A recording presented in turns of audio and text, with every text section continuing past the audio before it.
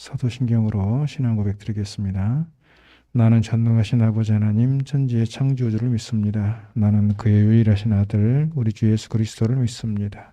그는 성령으로 잉태되어 동정녀 마리아에게서 나시고 본디오 빌라도에게 고난을 받아 십자가에 못 박혀 죽으시고 장사된 지 사흘 만에 죽은 자 가운데서 다시 살아나셨으며 하늘에 오르시어 전능하신 아버지 하나님 우편에 앉아 계시다가 거기로부터 살아있는 자와 죽은 자를 심판하러 오십니다. 나는 성령을 믿으며 거룩한 공교회와 성도의 교제와 죄를 용서받는 것과 몸의 부활과 영생을 믿습니다. 아멘. 457장 우리 찬송하겠습니다. 찬송가 457장.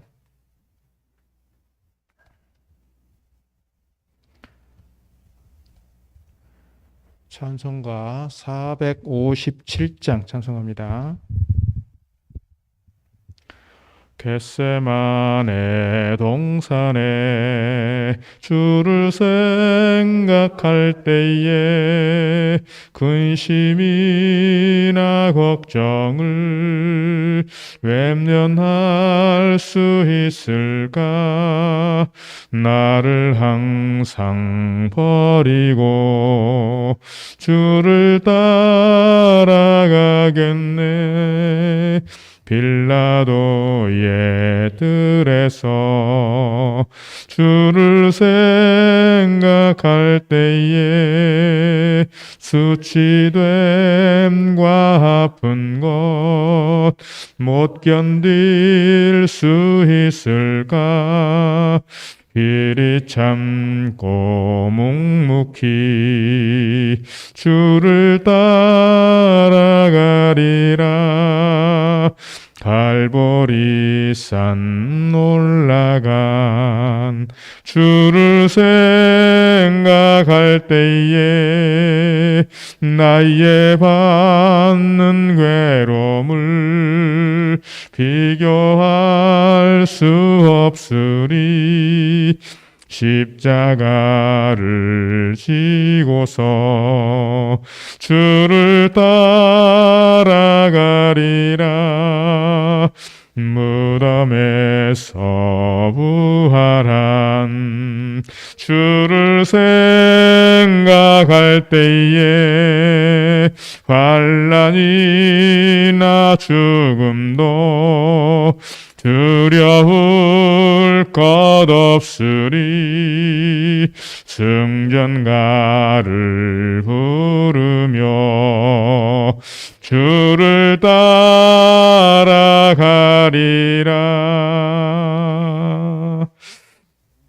아멘. 출애굽기 21장입니다. 출애굽기 21장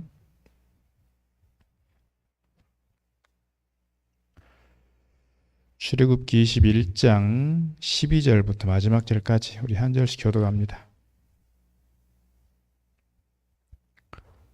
출애굽기 21장 12절부터 마지막 절까지.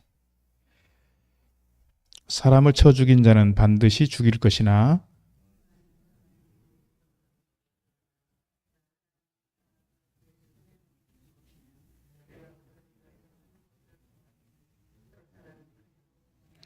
사람이 그의 이웃을 고의로 죽였으면 너는 그를 내 제단에서라도 잡아내려 죽일지니라.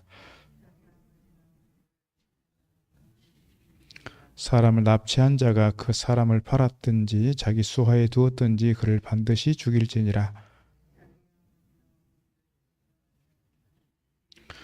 사람이 서로 싸우다가 하나가 돌이나 주먹으로 그의 상대방을 쳤으나 그가 죽지 않고 자리에 누웠다가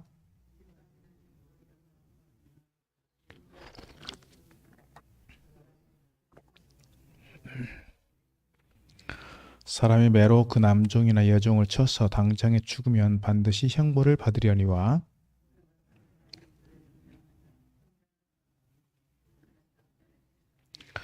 사람이 서로 싸우다가 임신한 여인을 쳐서 낙태하게 하였으나 다른 해가 없으면 그 남편의 청구대로 반드시 벌금을 내되 재판장의 판결을 따라낼 것이니라. 눈은 눈으로, 이는 이로, 손은 손으로, 발은 발로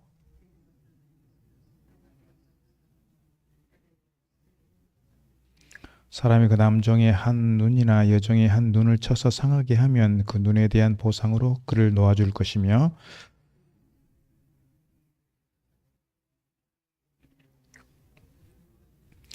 소가 남자나 여자를 받아서 죽이면 그 소는 반드시 돌로 쳐서 죽일 것이요 그 고기는 먹지 말 것이며 임자는 형벌을 면하려니와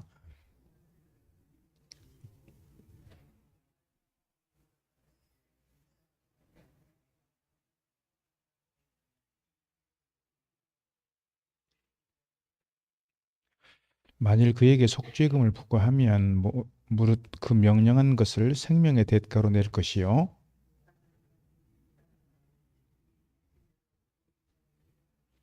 소가 만일 남종이나 여종을 받으면 소 임자가 은 30세겔을 그의 상전에게 줄 것이요 소는 돌로 쳐서 죽일지니라.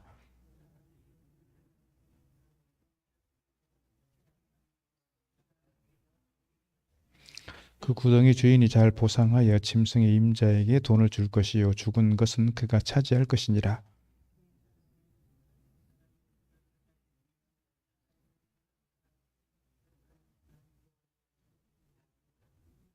같이 읽습니다. 그 소가 본래 받는 버릇이 있는 줄을 알고도 그 임자가 담속하지 아니하였으면 그는 소로 소를 갚을 것이요 죽은 것은 그가 차지할지니라. 아멘. 오늘 또 새벽을 깨어 나오신 여러분에게 하늘의 은혜와 평강이 함께 하시기를 바랍니다. 출애굽기 20장은 십계명에 대한 그리고 제단에 대한 예배에 대한 그런 법을 가르쳤다면 21장부터는 인간 사회생활 속에서 만나게 되는 인간 관계 또 사회생활 법에 대해서 말씀하고 있습니다. 어제는 종에 대해서 말씀을 드렸는데요. 남종에 대한 5가지, 여종에 대한 5가지, 10조에 대한 말씀을 함께 나눴습니다. 특별히 남종에 대한 5번째 말씀을 드렸을 때 5절에 있는 말씀처럼 만일 종이 분명히 말하기를 내가 상전과 내 처자를 사랑하니 나가서 자유인이 되지 않겠노라 하면 다시 말씀드리면 자유인이 될 만한 자격을 갖췄음에도 불구하고 자유인이 되지 않고 내가 죽을 때까지 당신의 종이 되겠습니다 하고 그렇게 얘기를 하면 이 송곳으로 이 문설주에다 귀를 대고 송곳으로 귀를 뚫어서 종의 표시를 하게 했다 그런 말씀 드렸습니다. 요즘에는 종에 대해서 얘기할 수가 없는 거죠. 저희 어렸을 때만 해도 머슴은 있었습니다. 머슴, 하인이라고 하기는 그랬고요. 머슴은 있었는데 종 또는 하인 이렇게는 우리 시대가 이제 그것을 용납하지 않는 시대가 됐죠. 조선 시대만 해도 뭐 종이니 뭐 하인이니 이런 게 있었겠습니다만은 지금은 그런 시대가 아니라고 말이죠. 그런 점에서 이 종에 대한 법 규정을 우리 시대에 그대로 문자적으로 적용하는 것은 어렵겠지만 오늘 우리는 오늘 이것을 우리가 신약적으로 해석을 했을 때 귀를 뚫는다라고 하는 의미는 내 몸에 그리스도의 어떤 무슨 또는 십자가의 어떤 사도 바울처럼 그런 표시가 새겨진 것이다 이렇게 생각을 한다면 내가 그리스도 앞에서 내가 주님 앞에서 내가 영원토록 주님만 섬기겠습니다 라고 하는 자원한 마음으로 우리가 그렇게 이해해 볼 수가 있을 것이라 말씀을 드렸습니다. 오늘 12절부터 마지막 절까지는 계속해서 이제 이어지는 말씀들이 사회생활 속에서 겪게 되는 여러 가지 법조항들 이야기하고 있습니다. 특별히 12절부터 보게 되면 반드시 죽여야 되는 사람이 있습니다. 사형에 해당할 만한 사람들이 있다. 어떤 사람들이냐? 특별히 인간 관계를 깨뜨리는 사람들입니다. 12절 보면 사람을 쳐 죽인 자는 반드시 죽일 것이라 그랬습니다. 사람을 죽이는 자는 반드시 죽인다. 그러나 사람을 죽인다고 말할 때 고의성이 있느냐 실수로 한 것이냐 이거에 대해서 상당히 오늘 본문에서도 좀 다르게 해석하고 있습니다. 우리가 요즘에 뭐 욱해서 이렇게 사람을 죽일 수도 있고 계획적으로 죽일 수도 있고 그렇잖아요. 살인을 했을 때 이것이 의도성이 있고 계획적이냐 아니면 욱해서 우발적으로 생겨나는 일이냐에 따라서 형량의 수준이 많이 다릅니다. 또 예를 들어서 내가 차를 타고 가는데 요즘에 그런 일들이 많이 생기잖아요. 차를 타고 가는데 무단횡단을 해가지고 갑자기 사람을 쳐서 중상을 입히거나 죽게 되는 경우도 있습니다. 요즘에는 법이 많이 좀 이렇게 달라져서 무단횡단하다가 안 보이는 데서 쑥 튀어나와가지고 갑자기 사람을 쳐서 죽였는데도 무죄로 100대 0으로 나오는 경우들이 있다 이 말입니다. 그러니까 운전자가 옛날 같으면 이 차 대 사람이면 무조건 차가 가해자예요. 무조건 차가 가해자여서 무조건 차가 100대 빵으로 물어줘야 되는데 요즘에는 예를 들어 차를 타고 가는데 차가 여러 대 세워져 있는데 차 세워져 있는 그 중간에서 툭 튀어나와가지고 갑자기 차를 타고 가다가 사람이 다쳤거나 죽었거나 했을 때 그런 경우에는 거꾸로 차가 전혀 책임이 없다. 차가 과실이 없다. 그래서 100대 빵으로 나오는 경우가 있습니다. 이렇게 고의적이지 않게 사람을 죽이게 되는 경우가 있습니다. 그렇죠? 또는 예를 들어서 우리 집 담벼락이 이렇게 좀 허술해서 지나가던 사람이 있었는데 담벼락이 잘못해서 넘어져서 사람이 죽었다. 뭐 이런 것도 사실은 사람이 죽은 거니까요. 이렇게 고의적으로 사람을 죽인 것이냐 그렇지 않고 실수로 죽인 것이냐라고 했을 때는 다릅니다. 뒤에도 나오지만 이렇게 실수로 사람을 죽였을 때 고의적이지 않았다라고 하는 걸 증명하기 위해서 일단 사람이 어디로 피하게 되냐면 도피성으로 피하게 됐어요. 도피성에 대한 이야기는 또 뒤에 나올 겁니다. 이스라엘의 중간중간 땅을 찾아서 6개의 도피성을 만들어 놓고 내가 고의적으로 사람 죽이지 않았습니다 하는 것을 증명하기까지 공정한 재판을 받도록 하기 위해서 도피성으로 피하게 되었고 혹시 피해자들의 가족이나 유족들이 욱해가지고 그 가해자를 죽일 수도 있으니까 그런 것들로부터 피하도록 했다 말씀 드릴 수 있습니다. 일단 사람을 쳐 죽인 자는 죽인다 이거예요. 그러나 실수로 했을 경우에는 도피성으로 피한다. 고의적으로 했으면은 재단에서라도 성막으로 도망을 쳐도 도피성으로 도망을 쳐도 고의적인 것이 분명하다 싶으면 잡아다 죽인다. 15절 말씀 보게 되면 자기 아버지나 어머니를 치는 자는 반드시 죽인다 그랬습니다. 이 죽인다고 말할 때 반드시 죽인다는 말이에요. 12절 말씀도 반드시 죽인다. 15절 말씀도 반드시 죽인다. 또 17절 말씀도 반드시 죽인다. 20절 말씀도 반드시 형벌을 받는다. 반드시라는 말이 계속해서 반복되고 있습니다. 자, 사람의 관계에서 가장 가까운 사람이 부부이겠습니다만은 부부 이전에 부모와의 관계가 또 중요하잖아요. 그래서 부모를 치는 자는 부모를 죽이는 자가 아니고요. 부모를 치는 자예요. 부모에게 잘못해가지고 부모에게 대들면서 부모를 치는 사람은 죽인다. 그 다음에 16절 말씀 보면 사람을 납치한 자, 유기한 자는 그 사람을 팔았든지 자기 수하에 두었든지 반드시 죽인다. 17절 자기 아버지나 어머니를 저주하는 자도 죽인다. 그랬습니다. 요즘에 전속상해라는 말이 있죠. 전속상해, 전속살인. 이게 먼데 얘기가 아니고 사실 우리 주변의 이야기일 수도 있습니다만, 그러니까 자기 부모에 대해서 살해하거나 자기 부모에 대해서 상해를 했을 때 엄하게 다스리는 것은 요즘도 여전히 그 정신이 살아있다 이렇게 말씀드릴 수 있습니다.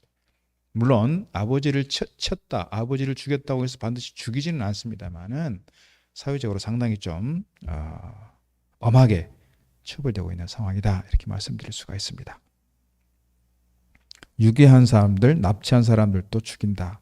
죽인다라고 하는 것은 특별히 계속해서 반복해서 반드시 죽인다라고 하는 것은 그만큼 사회적인 질서를 강하게 잡아가겠다 그런 이야기고, 관계를 깨뜨리는 부분들에 대해서는 분명하게 이렇게 징계를 하겠다 그런 이야기로 우리가 이해해 볼 수가 있습니다.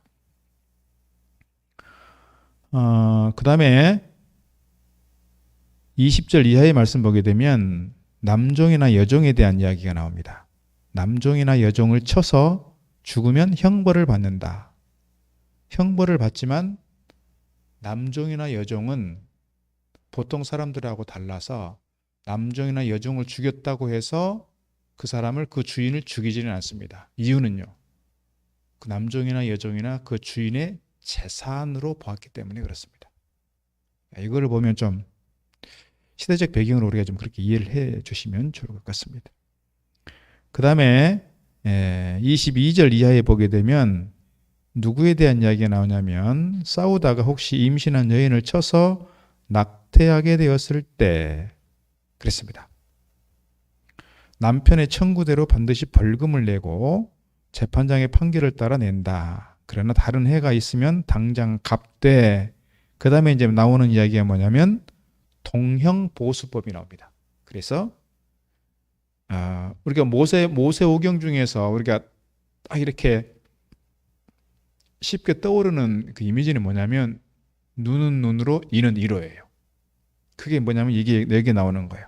다른 해가 있으면 갚되, 생명은 생명으로, 눈은 눈으로, 이는 이로, 손은 손으로, 발은 발로, 불에 댄 것은 물에 댄 것은 댄 것으로, 상하게 한 것은 상함으로, 때린 것은 때림으로 갚는다 그랬습니다. 이것을 생각을 해보면 그만큼 똑같이 보복해준다. 그래, 그렇게 이해할 수 있어요. 네가 우리 아버지 죽였지, 나도 너 죽일 거야, 뭐 그런 거예요. 똑같이 보복한다, 그런 의미로 이해할 수 있어요. 그러나 예수님께서는 이렇게 눈은 눈으로, 이는 이로 이렇게 말씀을 너희가 들었으나, 5가지 반제라고 제가 말씀을 드렸습니다. 또는 6반제라고도 하고요. 너희가 율법에서는 이렇게 들었으나 나는 너희에게 말한다. 그 원수까지도 어떻게 하라? 사랑하라는 거예요. 그래서 오른편 뺨을 때리면 왼편을 돌려대고, 오리를 가자고 하면 십리를 가고, 겉옷을 달라고 하면, 속옷을 달라고 하면 겉옷까지도 주고, 뭐 이런 이야기들을 하고 있습니다. 그러니까 구약 율법에서 말하고 있는 이 정신과 예수님께서 말씀하시는 그 정신은 많이 다르지만, 우리가 이 성경을, 특별히 율법에 나오는 이 동형보수법에 대해서 우리가 조금 이해를 좀 달리 해볼 필요는 있습니다.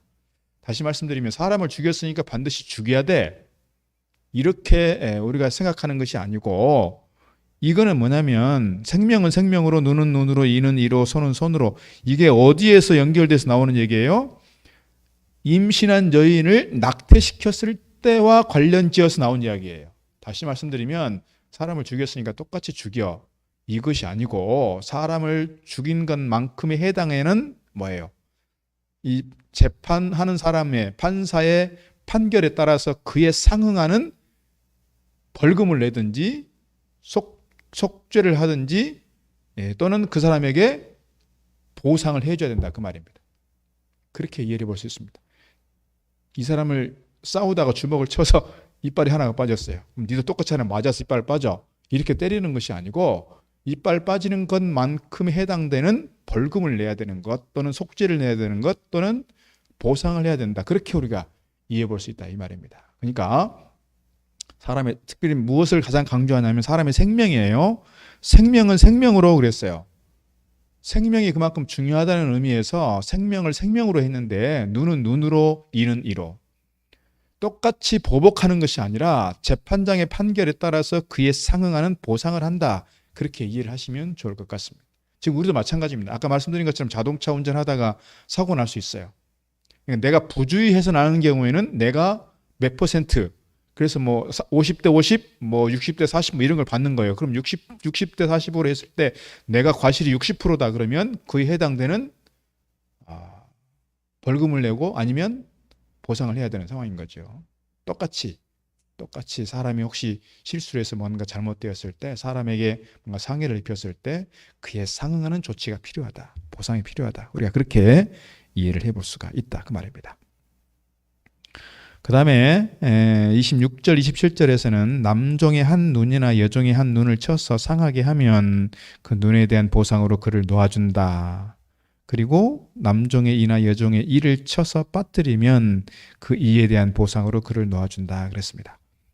남종이나 여종에 대해서 혹시 죽였으면, 살인을 했으면 그의 재산으로 이렇게 보았기 때문에 앞에서 말하는 것처럼 사람을 죽이면 죽인다 이런 형벌이 아니고 재산으로 생각을 했는데 26절 27절에서는 뭐예요? 잘못해서 눈을 상하게 했거나 이를 빠지게 했으면 그를 놓아준다 이거예요. 언제 그를 놓아준다고 했죠? 원래는 6년을 채우고 나면 7년째 놓아주는 거예요. 안식년이 되면 놓아주는 건데 지금 이 상황 속에서 혹시 그를 부리다가 혹시 내가 잘못해서 감정이 욱해가지고 주먹을 쳐서 이빨을 빠뜨렸다. 그러면 6년을 채우지 않아도 내어주는 거예요. 자유를 준다. 그만큼 이 시대에 어떻게 보면 사람으로 취급하지 않았던 그 시대에도 불구하고 남종과 여종들에 대해서 이러한 피해가 갔으면 그를 놓아줘야 하는 그런 부분으로 우리가 이해를 해볼 수가 있다 하는 거예요. 그 다음에 이제 28절부터 마지막 절까지는 소가 그랬어요. 소가. 이 소가 그랬는데요. 우리가 어렸을 때 생각하면 이게 황소를 집에 보통 한 마리씩 두 마리씩 키우잖아요. 새끼를 낳아서 새끼를 팔든지 새끼를 키워서 애미를 팔든지 뭐 그렇게 해서 소 한 마리가 보통 황소 한 마리가 논 한 마디 값이었어요. 그래서 저희 어렸을 때만 해도 이 소가 중요한 재산 가치였습니다. 그런데 지금은 소를 이렇게 키울 수가 없잖아요. 근데 소가 다른 사람을 받거나 죽이거나 해를 끼쳤을 때 요 얘기를 지금 우리 시대로 딱 맞춰서 해보면 뭐냐면요. 반려견이 이거예요. 내가 집에서 키우는 반려견, 특별히 맹견들이 있잖아요. 맹견이 내가 집에서 키우는 맹견이 하나가 있는데 이 개가 남자나 여자를 받아서 죽이면 어떻게 한다고요? 그 소는 반드시 그 개는 반드시 돌로 쳐서 죽인다. 고기는 먹지 마라. 요즘에도 안락사에 대한 이야기가 사실 논쟁이 되고 있긴 합니다. 사람을 물어서 죽인 개 또는 사람을 무는 개는 안락사 시킨다. 이게 기본 원칙인 것 같습니다. 그래서 강아지를 키우는 사람들은 이 반려견, 요즘엔 애완견이라고 하면 그것도 욕을 먹는데요. 그래서 반려견이라고 꼭 해야 된답니다. 반려견을 키우고 있는 사람들은 그 관리를 잘 할 책임이 있다 이거예요. 책임이 있다. 이것도 보면 그래요. 특별히 29절 보면 소가 본래 받는 버릇이 있고 그 임자는 그로 말미암아 경고를 받았으되 단속하지 아니해서 문제가 생기면 소도 죽이고 임자도 죽인다. 이거예요. 그러니까 좀 강력하죠. 만약에 우리 집에서 개를 키우고 있는 그 개가 맹견이에요. 그 맹견인데 애가 나가면 다른 짐승을 다른 개를 무는 버릇도 있고 또 사람을 무는 버릇이 있는지를 뻔히 알면 내가 이것을 관리를 잘 해야 한다는 거. 입마개도 잘하고 목줄도 잘해서 이게 도망가지 않게 그리고 사람을 물 수 없도록 장치를 하고 산책을 시켜야 되는데 그런 안전 조치를 하지 않고 데리고 나가서 사람을 물었다. 사람을 물어서 죽였다. 그러면 어떻게 하라는 거예요? 그 개도 죽이고 그 주인도 죽여라 이거예요. 지금 우리에서 그렇게까지 할 수는 없지만 그만큼 강한 책임을 묻는다. 그렇게 우리가 이해해 볼 수 있습니다. 우리가 관리하는 것에 대해서 그만큼 잘 책임 있게 해야 된다. 그런 얘기죠. 30절 이하의 말씀도 내내 그런 내용입니다. 36절 마지막에도 보면 그 소가 본래 받는 버릇이 있는 줄 알고도 임자가 단속하지 아니하였으면 그는 소를 갚을 것이요 죽은 것은 그가 차지할 것이라. 뭐 이런 얘기인데 하여튼 중요한 것은 뭐냐면 내가 관리하고 있는 이 소, 내가 관리하고 있는 이 애완견, 내가 관리하고 있는 그 무엇도 내가 잘 관리해야 될 책임이 있다라고 하는 것을 가르쳐주고 있고 또 중요한 것은 전체적인 맥락 속에서 사실은 뭐에 대한 이야기냐면 사람에 대한 생명에 대한 그 사랑에 대한 그리고 소중히 여기는 것에 대한 어떻게 우리가 관계를 잘해갈 것인가에 대한 그런 이야기이고 그 관계를 깨뜨렸을 때 특별히 사람의 생명을 했을 때는 그 관계를 해체하게 만드는 그런 주범에 대해서는 강력하게 처벌하고 그에 대해서 단속하게 하는 그런 장면들을 우리가 이해해 볼 수가 있을 것입니다. 오늘 우리에게 주어진 사람들이 있습니다. 우리가 관계하고 있는 사람들이 있고 또 우리가 관리해야 될 사람들이 있고 관리해야 될 우리가 소유물들이 있습니다. 이것들을 잘 관리함으로써 우리 공동체가 해체되거나 우리 공동체가 깨뜨려지는 것이 아니라 잘 질서를 잡아가고 우리 공동체를 더욱 든든히 세워갈 수 있도록 우리가 서로를 좀 돌아보고 관리하고 돌볼 책임이 있다. 이렇게 말씀드릴 수가 있겠습니다. 오늘 우리의 가정이, 오늘 우리 공동체가 더욱더 사랑 안에서 아름답게 든든하게 세워져 가기를 주 이름으로 축복합니다. 기도하겠습니다. 하나님 감사합니다. 오늘 또 이 새벽을 깨워 저희들 주님 앞에 나오게 하시고 또 기도로 말씀으로 또 함께 나아가도록 은혜 주시니 감사합니다. 오늘 고대 시대에 이스라엘 사회가, 이스라엘 백성들의 공동체가 어떻게 세워가야 하는지를 법으로서 이렇게 말씀하시고 가르치는 것을 보았습니다. 오늘 이 말씀이 우리 공동체 속에서, 우리 사회 안에서, 우리 가정과 교회와 우리 지역 공동체 안에서 또 그 정신을 잘 이어받고 우리 공동체를 더욱더 아름답게 든든하게 세워가는 저희들 되도록 인도해 주옵소서. 특별히 관계 속에서 관계를 깨뜨리거나 공동체를 깨뜨리는 일들이 없도록 저희 가운데 은혜 베풀어 주시고 저희 공동체를 더욱더 아름답게 든든하게 세워감으로써 늘 하나님께 영광이 되게 하시고 우리 공동체가 사람들에게 은혜를 끼치며 사람들에게 정말 칭찬을 들을 만한 좋은 공동체로 세워지도록 저들을 도우시고 인도해 주시옵소서. 이 시간도 이 새벽을 깨워 주님 앞에 나왔습니다. 간절함으로 기도하는 사랑하는 주의 종들을 기억하시고 저들의 간절한 기도가, 눈물의 기도가 주님 보좌를 움직이는 능력의 기도가 되도록 축복하여 주옵소서. 예수님 이름으로 기도드리옵나이다. 아멘. 하늘에 계신 우리 아버지, 아버지 이름을 거룩하게 하시며 아버지 나라가 오게 하시며 아버지 뜻이 하늘에서와 같이 땅에서도 이루어지게 하소서. 오늘 우리에게 일용할 양식을 주시고 우리가 우리에게 잘못한 사람 용서하여 주는 것 같이 우리 죄를 용서하여 주시고 우리를 시험에 빠지지 않게 하시고 악에서 구하소서. 나라와 권능과 영광이 영원히 아버지의 것입니다. 아멘.